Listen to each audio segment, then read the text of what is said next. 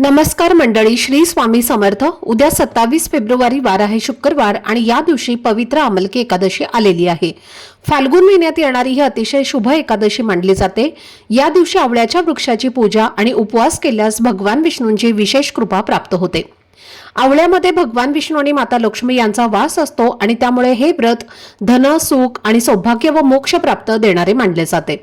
तर या अमलकी एकादशीला रंगभरी एकादशी असंही म्हणतात आणि या दिवशी आवळ्याच्या वृक्षाखाली लक्ष्मी नारायणाची पूजा केली जाते आणि म्हणूनच हा दिवस आध्यात्मिक दृष्ट्या खूप महत्त्वाचा असतो। तर विशेष करून मुलांच्या कल्याणासाठी या दिवशी काही सोपे आणि प्रभावी असे उपाय केले जातात। उद्या अमलकी एकादशीच्या दिवशी प्रत्येक आईने आपल्या मुलांसाठी एका ठिकाणी एक दिवा लावायचा आहे।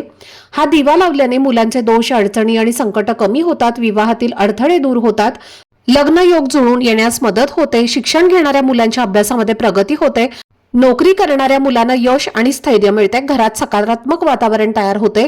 तर हा दिवा नेमका कुठे लावायचा, कसा लावायचा याबद्दलची संपूर्ण माहिती मी एका व्हिडिओमध्ये दिलेली आहे। तो व्हिडिओ पाहण्यासाठी या व्हिडिओच्या खाली जो छोटासा त्रिकोण दिसत आहे त्यावर क्लिक करा, म्हणजे संपूर्ण माहिती तुमच्यापर्यंत पोहोचेल। धन्यवाद।